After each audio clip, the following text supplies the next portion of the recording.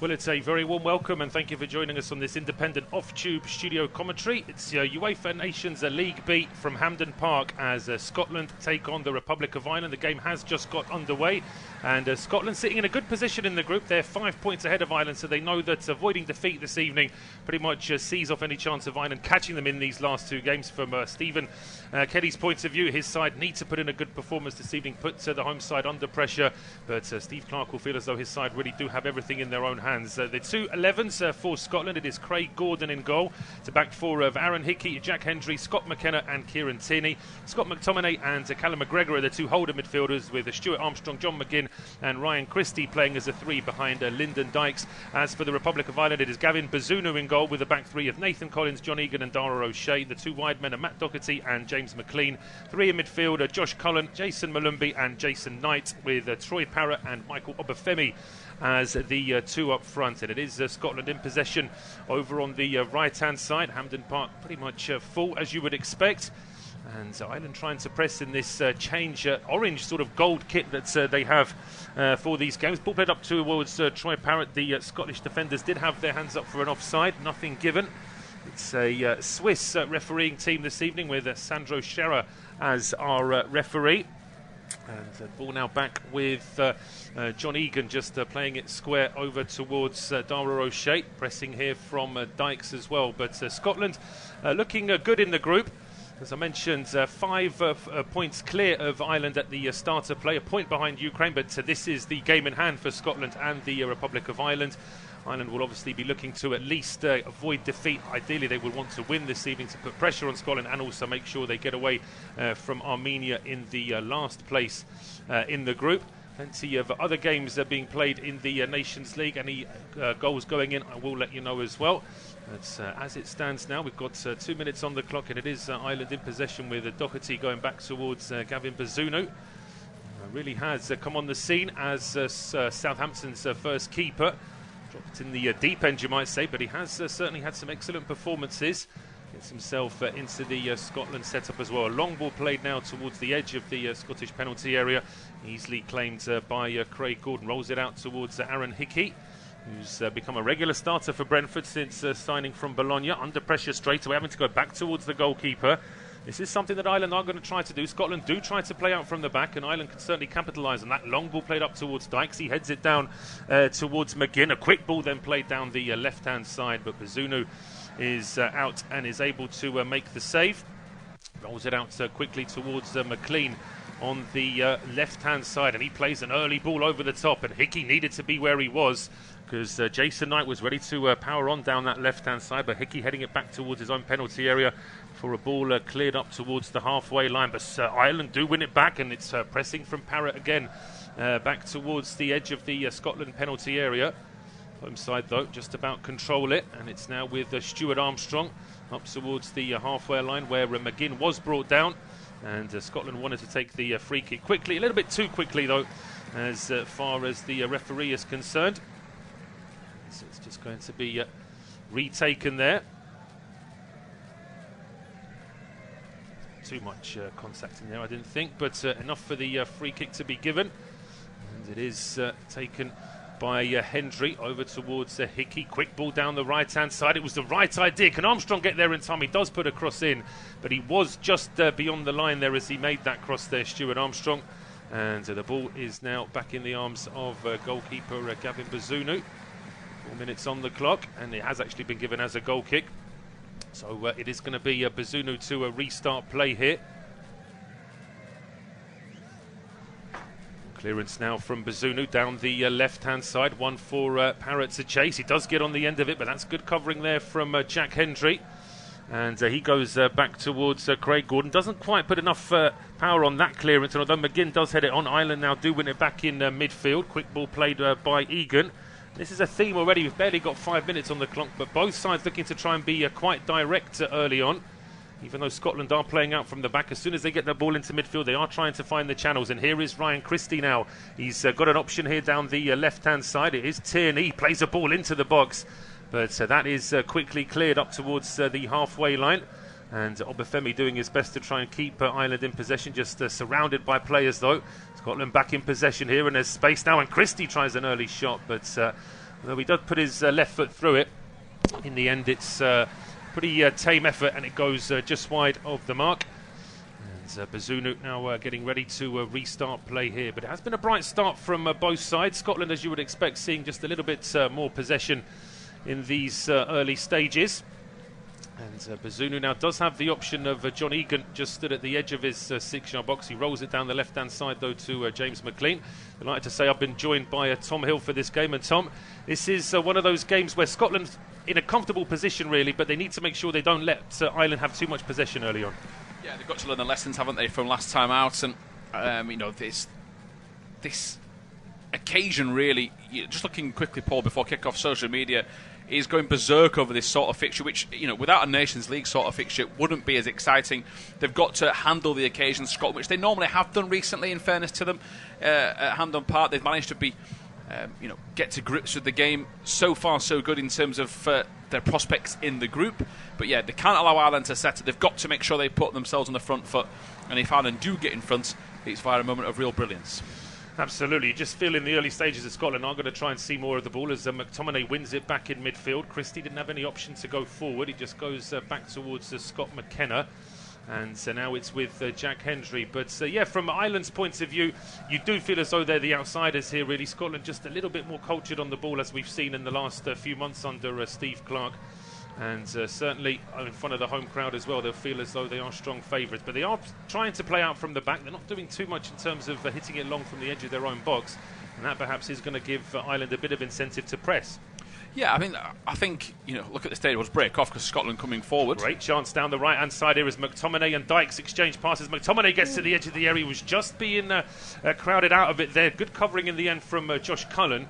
Because if McTominay just had an extra yard there, he would have been able to get that ball back to Lyndon Dykes. Yeah, it was really quick fire. Once you brought me in, they were 30 yards inside their own half. Within 2 or 3 passes, they were inside the Ireland half and on the edge of the box. And McTominay, with a rare foray forward as a holding midfielder, got into a good area and needs to try and help Dykes in support. Of course, he'll be flying and full of confidence after that brace last time out. And hopefully for Scotland, he can lead the line with real optimism. But it's important that they don't isolate him either, because you look at him up front, he can't do it all on his own. It's important Christian McGinn and Armstrong help out. Certainly is. A long clearance now from Dara O'Shea, trying to pick out a pass over on the right-hand side. Did Doherty get there in time? It looks like he did. The flag doesn't go up, so Ireland in possession, having to track back towards the halfway line. Here is Nathan Collins now, breaking forward, and he tries an early ball. It was the right idea, but just a little bit too close to goalkeeper Craig Gordon. You can see a couple of dangerous substitutes on the bench there for Scotland. In Che Adams as well, who'll probably be looking to try and get a start. Of course, Adams being a Premier League striker. But Dykes has been in some decent form, as you mentioned, for Scotland and for QPR as well. Yeah, it's important that... we were discussing this with a few colleagues in the office a couple of days ago, that we think, you look at a lot of the home nations, Ireland included, they've lacked that key striker. It's what they've always had in recent years. You had Wales had Bellamy, Harts and Earnshaw. Ireland had Keane. Scotland had, McFadden for a while. Now, slowly but surely, Scotland have got a couple of options that can all try and interchange, and it's important that they get the best of them. If it's not working tonight for Dykes, he knows that Adams can come off and make a real impact. Absolutely, yeah. The other sub we saw there was, of course, Ryan Fraser. Certainly another great option out wide if Armstrong or Christie aren't able to deliver here for Steve Clarke. But 9 minutes on the clock, it is goalless. And it is Ireland in possession. Down the left-hand side, McLean being closed down there by Hickey.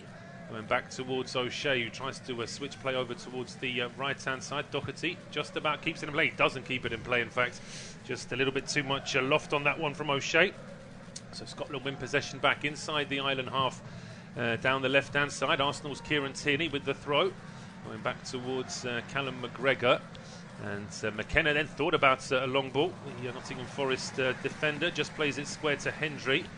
And now it's with Aaron Hickey down the right-hand side, inside towards McTominay. You can see both managers already up on the touchline, trying to get some instructions out to their players.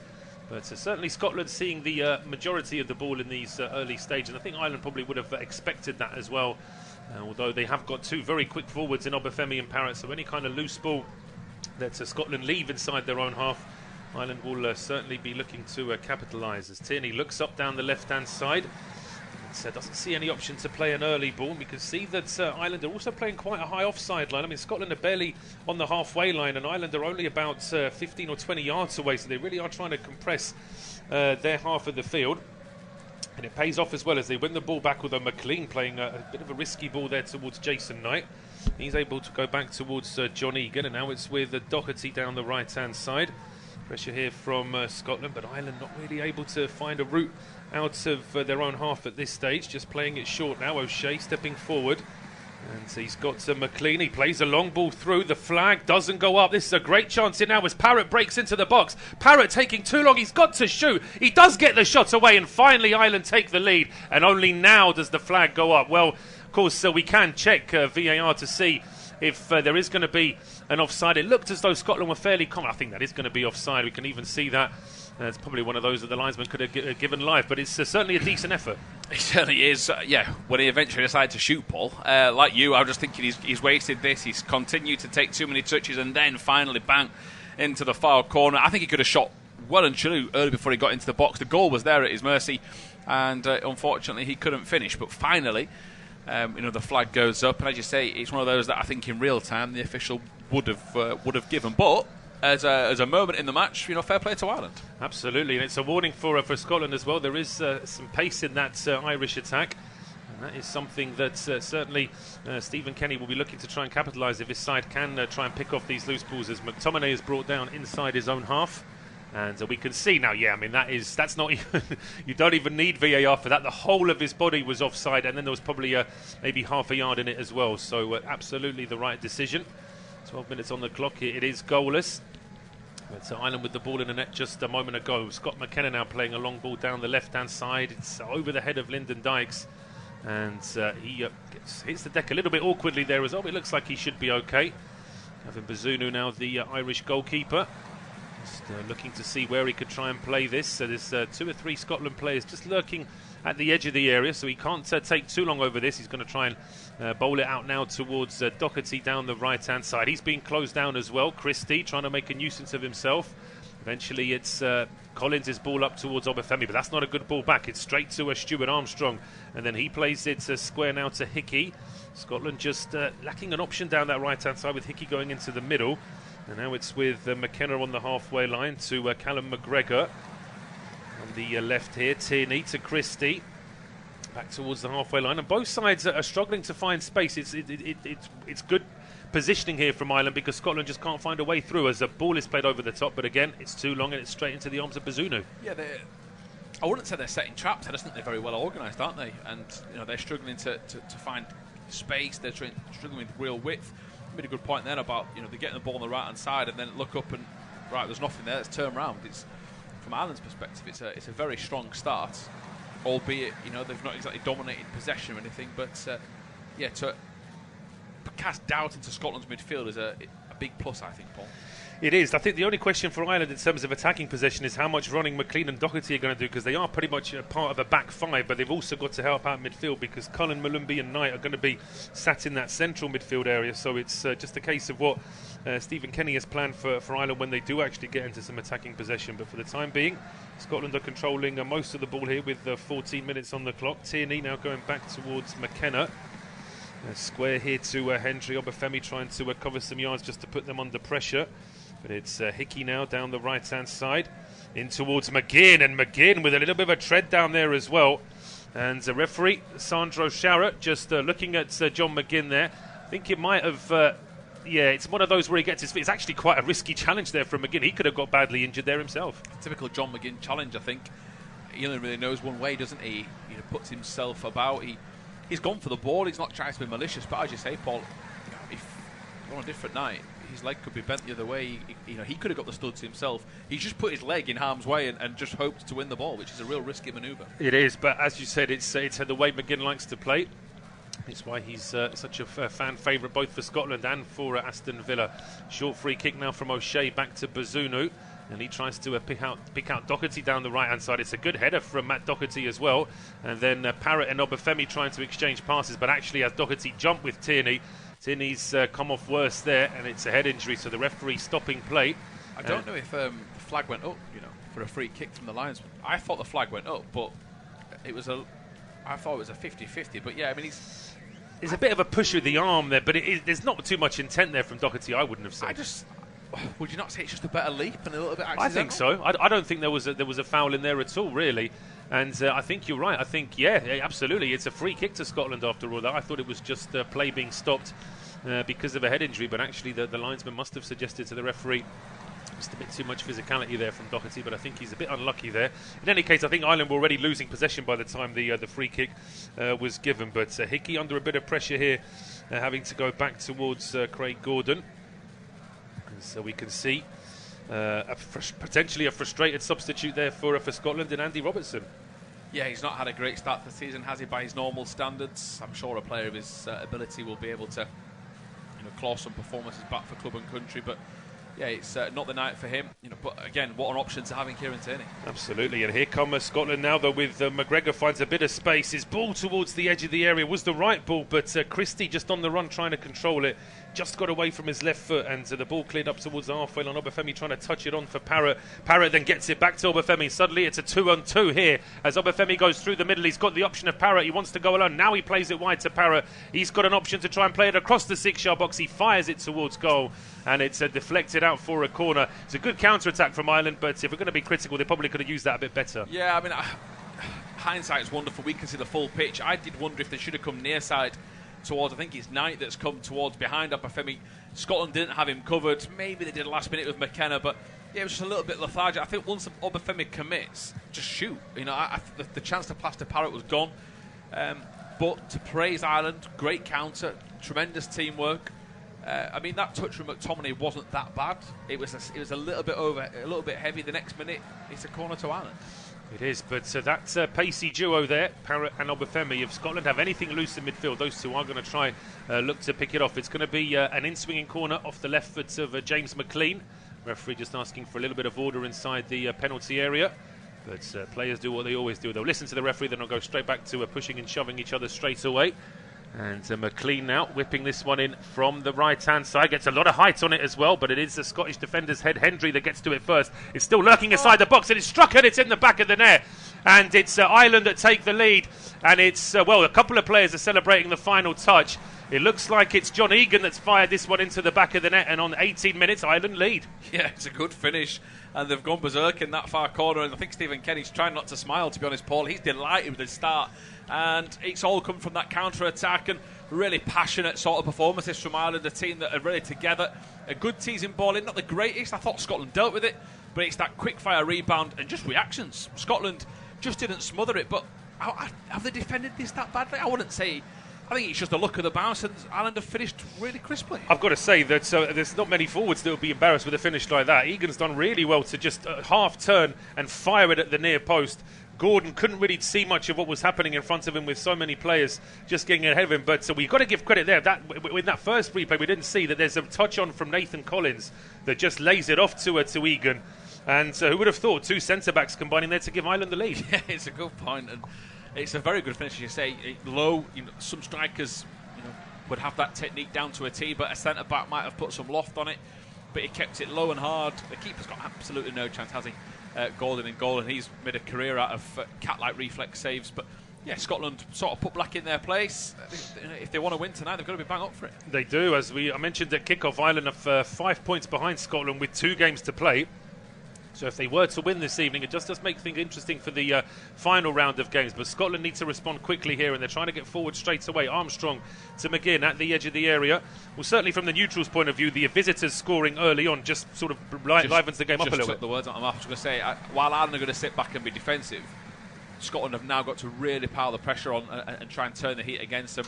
And I don't think Ireland's method of victory is going to help them if they just sit back and absorb pressure. The way they've been playing now, solid but counter-attacking, is the way to go.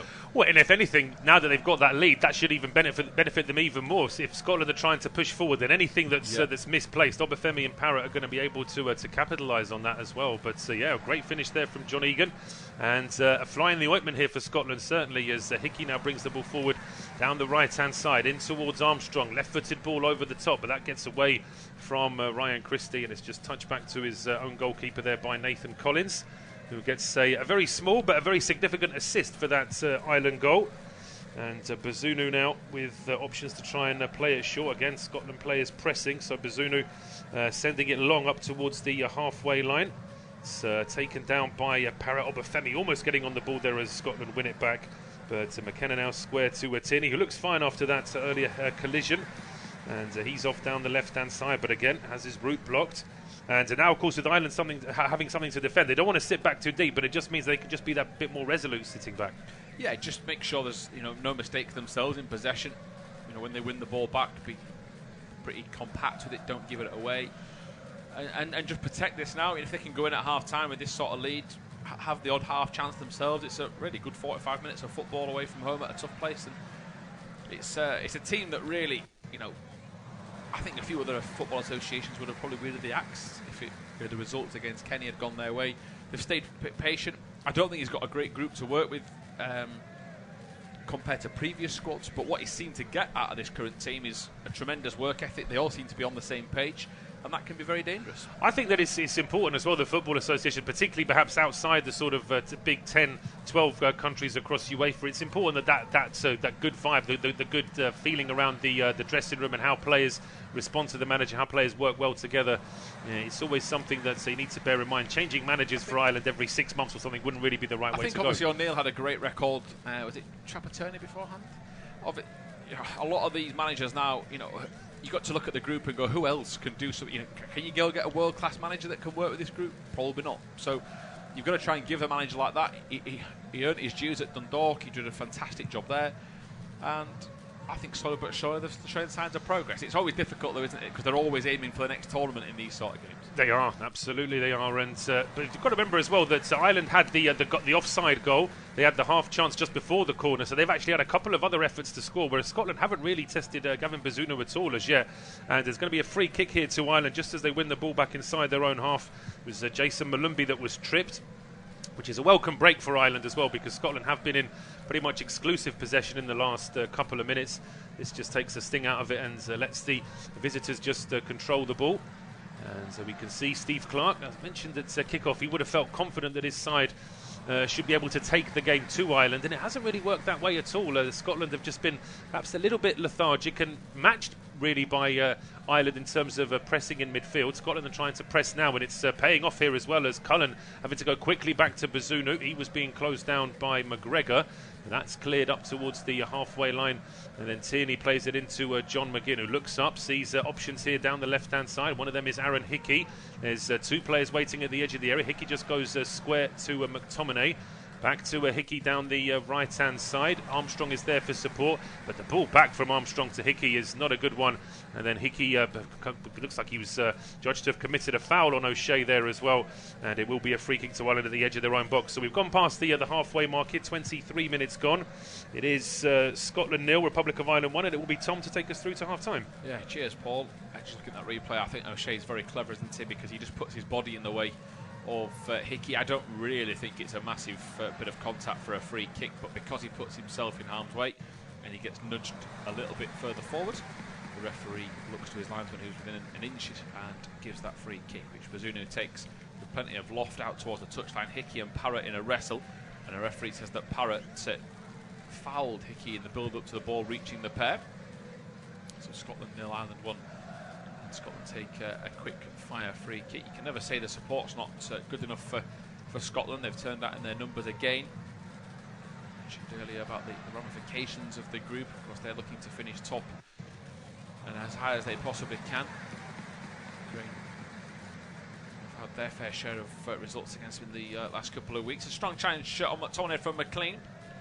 Aiming to go top of Group B1, can avoid if they avoid defeat, only 1 point against Ukraine to win the group, and speaks volumes really the progress that this team has made. And then, as you mentioned earlier about Ireland only being 5 points away, I think we always stereotype that Scotland are now a level above, but with two results and it all changes. It could all change, absolutely. That's the, as I say, I think the very first season of the Nations League after the 2018 World Cup, it just sort of seemed to grab everybody because these games have been sort of sandwiched in between qualifiers and just before a World Cup. It might have taken a bit of the shine off it, but just goes to show that the group can be reversed very quickly when there's only 4 teams in it. Yeah, certainly can, as here is McKenna in possession. He passes it over halfway to Tierney. With his first touch goes back into his own half. There is McGregor. Tierney plays a looping ball up into the air. It's a real up and under. Bafemi wide towards Doherty. He goes back towards his own goal. He flies into the challenge. It's a brave one. His Scotland players come off second best, but no free kick given. Whoever that was in Scotland colours is up on their feet, albeit gingerly. McTominay wins it back in midfield. It's a good turn from Christie, running through towards goal. Great touch, plays it forward towards Armstrong. I don't think it was needed. If he does get the touch, it's a brilliant pass, but he's on the edge of the penalty area. His turn is so precise. I'd love to see him have a go from there.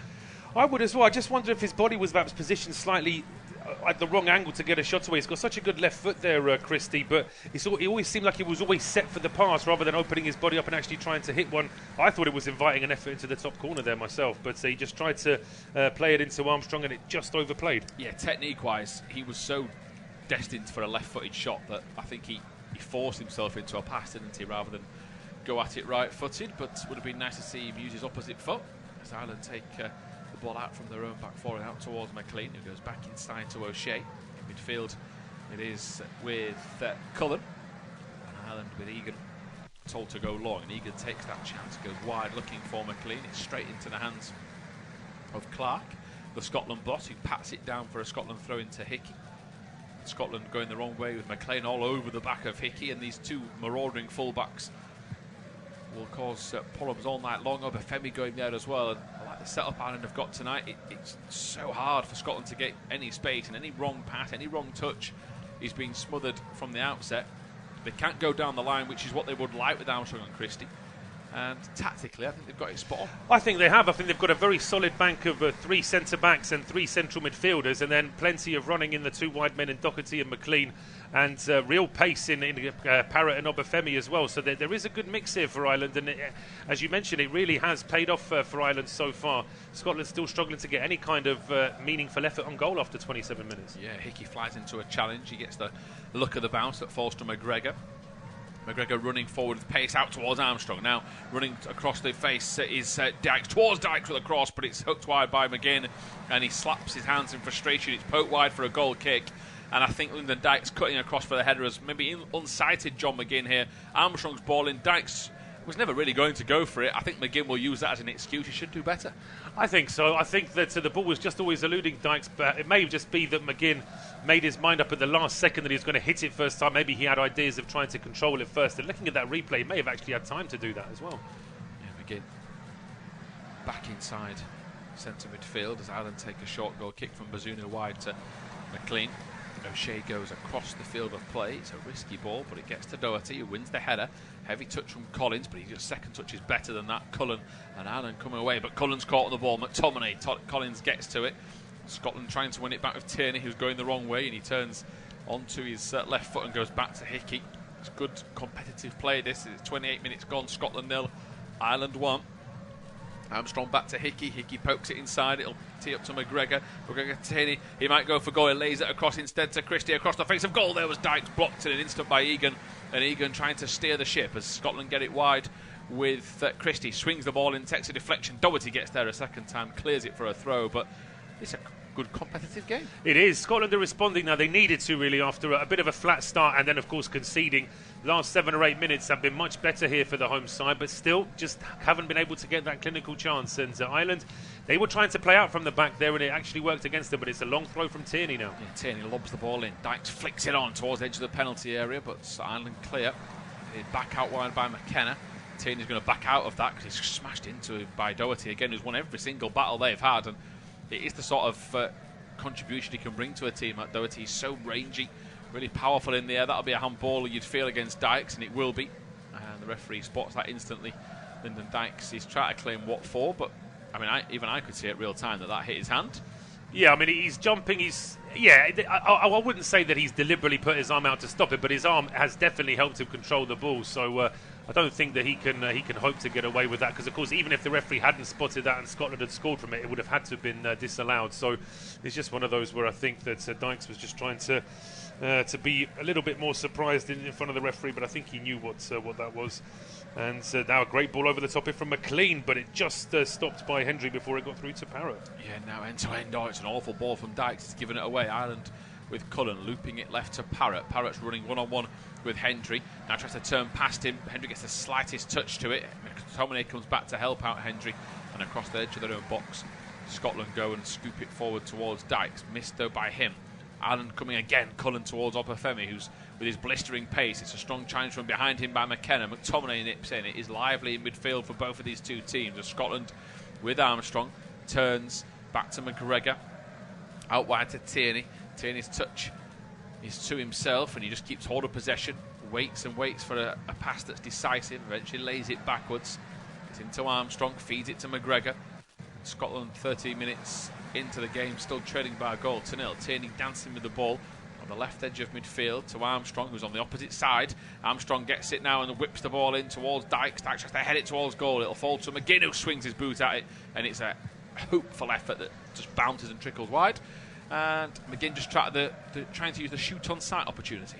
Yeah, it's a good header back here from Dykes. I think in an ideal world he would have probably taken a little bit off that header, and it would have landed to McGregor, who was just in front of McGinn. But when it drops to McGinn, he does try and put his foot through it. It's not the cleanest of contacts, though, and in the end it goes wide. But we're getting another replay of that Scotland goal again. It really was a lovely touch on there from Collins, but the more I see it, the more I'm impressed with the finish from John Egan. Yeah, really am. It is, again, as you say, a bullet finish. No keeper was going to get to that. As Alan take a short goal kick again, it's something they've been more than happy to use.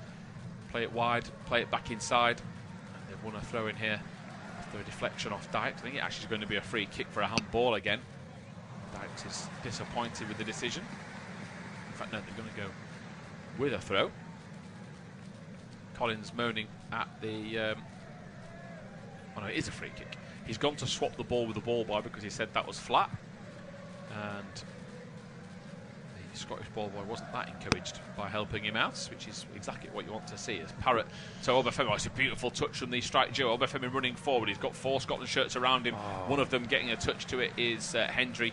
And you can hear Paul alongside me groaning because there was a chance there. Great chance to put it out to McLean on the left. All he's got to do is just stab it to James McLean, who was full of pace there, and he would have been able to get to the edge of the area to either provide for Obafemi or for Parrott. But unfortunately, Obafemi just dwelt on it. But they've combined very well on a few occasions now, Parrott and Obafemi. Yeah, they have. They've formed a good strike duo. It's what we said right at the start, wasn't it, about the opposite side. If they don't get Dykes the ball or help him, he's going to look isolated. McGinn's like a second support striker, which they need him to get involved. It hasn't been the greatest occasion for him. I think McGregor's been quite quiet. We normally like to see him dictate for Scotland. As Tierney goes down the line, and they're trying to keep the ball alive. They've given the ball away, though. Here comes Collins through the heart of this Scotland midfield. Still going. Fires it into Obafemi, lays it off to Parrott. Edge of the box towards McLean, and McLean's got into the area, tries to get it out of his feet, scoops it up. It takes a deflection. Obafemi's going to back into the Scotland player. It will be a free kick, and McTominay wins it for his side. Yeah, Obafemi made no effort to jump for the ball there. He just got underneath McTominay and made it difficult for him to leap. And that's always going to go against him. There's not actually that much contact, but McTominay, of course, an experienced player. He knows what he's doing there as well, and made sure that he drew the foul. But this is a good little response from Ireland after a strong spell from Scotland. Yeah, I think it's been a really enjoyable game to watch. I think in the past these two games would have been, and I don't mean to be offensive here, pretty bad on occasions, wouldn't they? A lack of ambition. I think what they've both learnt about each other or about themselves, is what they're good at, and they're just trying to go through the motions and use it. There's none of this long ball stuff when it's mass panic. It's all very well built up players. McGinn tries to chase down this pass, but I think you can certainly see an improvement in these two teams over the last few years. You can. There's as we can see, the possession stat 60-40 in favour of Scotland, but Ireland win it back, and they've got a player over here in McLean, potentially a good chance. Yeah, McLean from Doherty. McLean swings the ball into the far post, header towards goal. Gordon skips across, and it's going to be a push in the back from Parrott. He's not happy. It's a great save from Gordon. I mean, first viewing, I thought there was a clear push. Your thoughts, Paul? Well, I'd like to see the replay. It didn't look as though... Yeah, it's a clever little push from Parrott because he waits until just the right second. But yeah, he does push Tierney. Of course, Tierney, using his experience as well, exaggerates the push because there's no way he was pushed over by that contact. But yeah, that certainly gave Parrott an advantage, and I think the referee was right on that occasion. Yeah, Hickey gets it, steers it down the right-hand side. He was looking for the run of Dykes, who I don't think had the greatest game up there today. I do wonder if that is the change they may make with another option up front. Harsh to bring him off at half-time, but again, you've got to go and get a result.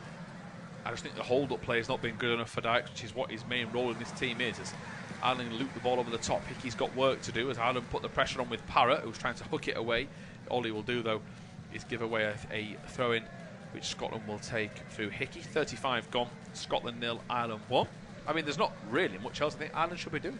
No, I think that it's all going to plan for Stephen Kenny's side at the moment. He must be very pleased on the touchline. Of course, it's no way job done yet. They've still got another 10 minutes plus injury time before half-time, but just in the last few minutes it's becoming a bit more difficult for Scotland to get out of their own half. And you mentioned it would be harsh to take Dykes off a half-time. I think it would be, because I don't think he's done all that much wrong. It's just the point you made at the start of the game, that he's just not getting the service. Yeah, I think just the last few minutes, I think his first touch has been very poor, but again, he's only had a few passes into his feet. You'd like to see that benefit of the doubt, but then again, I think that's where Chatham excels, to be honest. Is into his feet, he can play off him.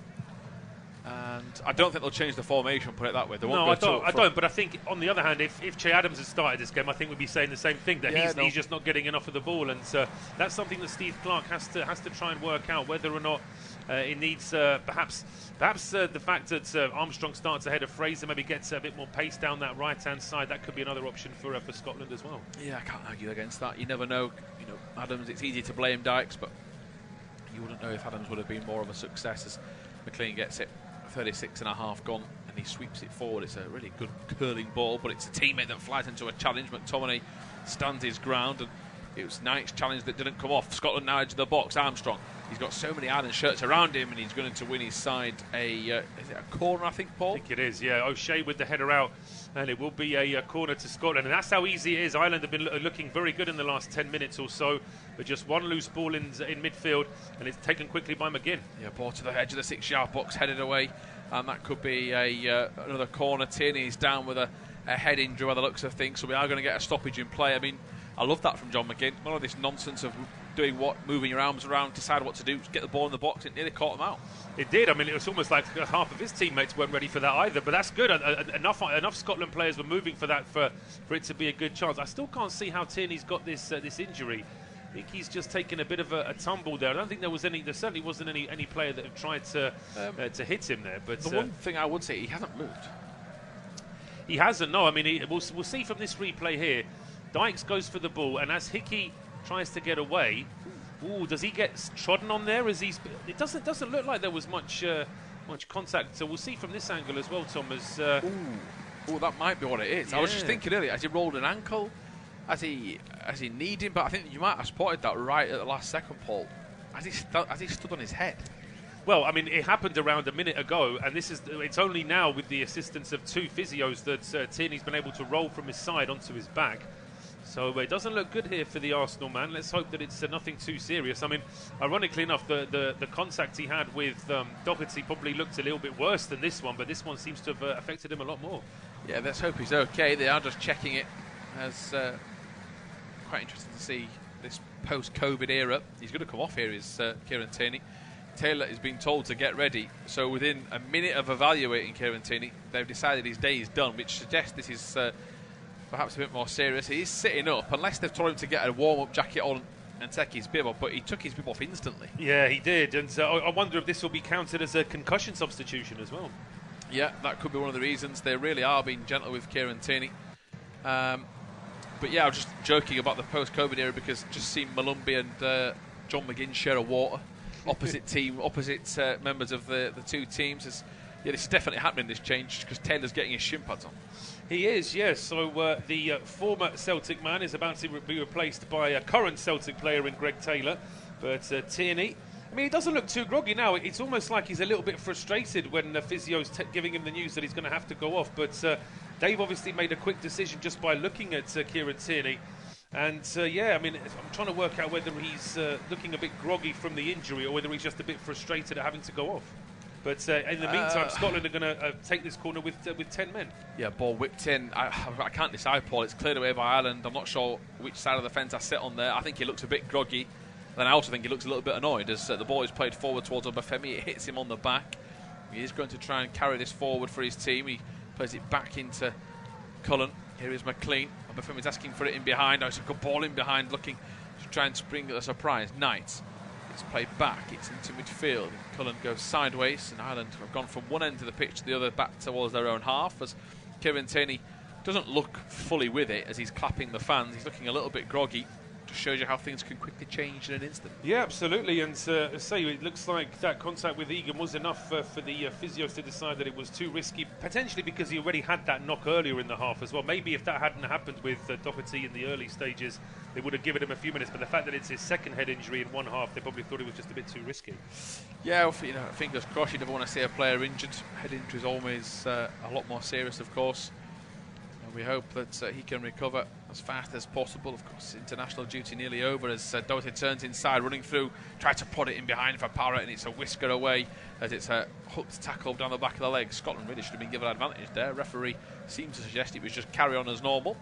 That was a sweeping challenge from Ireland in midfield as Armstrong gets it back. Tierney has got his arm in there. He's trying to explain himself to the physios who are still having no interest in this. They've not made the change yet, have they? So no, Armstrong's at left back. Yeah, absolutely. Armstrong will be a left back for the time being.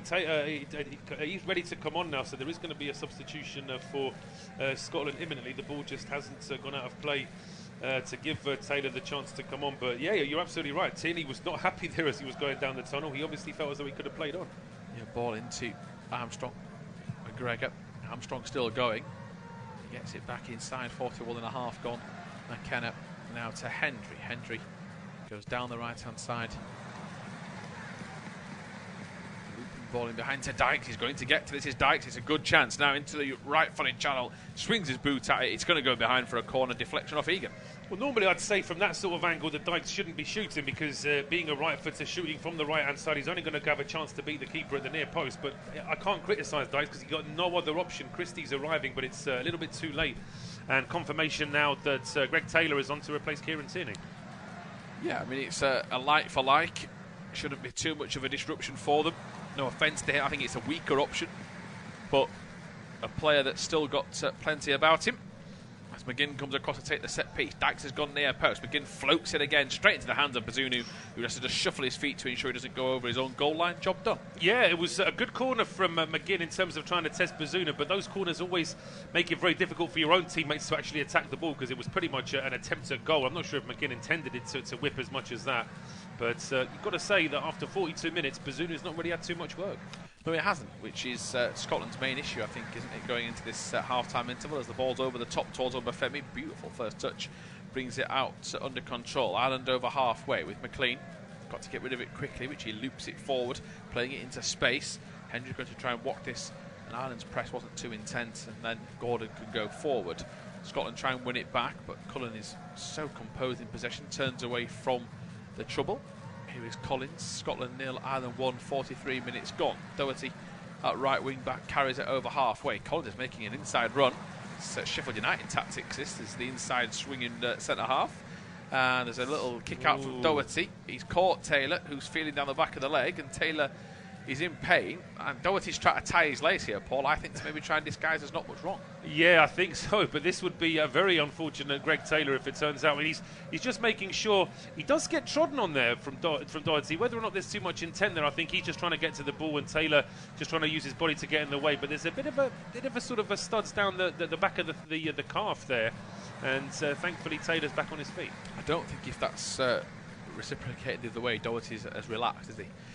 I think he knows what he's done, and he's tried to move out the way as fast as he can, or just distract the referee as Dykes gives the ball away but wins a free kick. This is where Ireland will try and handle him. He's going the wrong way, just being harassed a little bit, little pull on the shoulder. The pass was poor though, but he got the look of the, not the look of the draw, it's a free kick. It was definitely an obstruction by Ireland. It was, and this is a good chance here now for Scotland, although Ireland are trying to set up at the edge of the D with the offside, so the Scotland players going after this cross from McGinn have got to time it just right. Again, he's trying to get involved, and now he lays it to McGregor in midfield. It's floated over the top towards the far post. McKenna's out there. Ireland deal with it like they have done all night, but now they're giving the ball away. A chance at the edge of the box. Shot comes in from McTominay. It's blocked, poked wide. It's back in from Taylor. It deflects it. It's going to be out for a throw. And pretty much a very similar situation to the first goal for Ireland, but they cleared it better. Ball whipped in, they head it away again. Obafemi, it sticks to him like glue, and again they're away on the counter. Ireland piling forward. Now Obafemi's trying to get in behind. The pace of him has managed to get into a good area. McGregor can't keep up. Obafemi is a lazy ball, really lazy ball that from Knight in midfield. if it's better, Ireland are in behind. They are. It's a good challenge, though, from Scott McKenna to give him credit that he stopped that. But as you say, he shouldn't have really even had the chance. A slide tackle in that situation shouldn't be stopping that pass. It should be a much better ball. And the referee just counting 3 fouls here before he shows the yellow card to Jason Knight. Yeah, I don't think he can have any complaints. He was moaning as well. And the referee decides that he's had enough. And 2 minutes of stoppage time given at Hampden Park in a game of football that's turned out a lot better than I expected it to be. I thought it would be a bit more cagey than this. Yes, absolutely. Confirmation, by the way, that it was Josh Cullen that got that yellow card rather than Jason Knight. But yeah, I think the pace of the game has been good from both sides. From Scotland's point of view, they've just not had enough in the final third. They've had enough possession to do something in the final third, but it's a combination of perhaps the lack of ideas and also a very well organised Ireland side. Yeah, they're coming forward now, Scotland, and it is into a dangerous position. Hickey's gone to ground. At the very last second, he was caught. I do think he's gone over a little bit easier, but Ireland made the decision for the referee so much easier by diving in. Hickey, his arm's been pulled, so that should be a free kick anyway.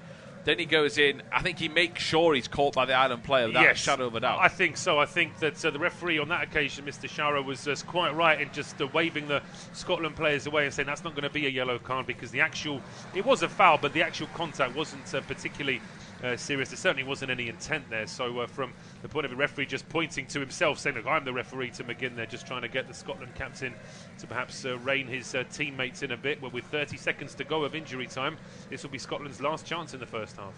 Yeah, McGinn, he's stood with the captain's armband on. He's got Armstrong behind him. This should be, as you say, Paul, the last opportunity for any moment of action. McGinn's facing pretty much towards the halfway line with this set piece. It's going to have to be a rugby union-like conversion. He loops it to the edge of the box, headed in toward Dykes. It's cleared away by Ireland into Armstrong in midfield. Scotland running out of time if they want to create another chance forward. And McGinn, he's got options to loop it to the far post. It's high, it's hanging, it's just going to be too far out of play and too much power from McGinn. It can't reach Christie. And that should be the end of the first half. And he is walking towards a tunnel, John McGinn. Ireland have the lead thanks to John Egan's goal. Join us soon for second half commentary.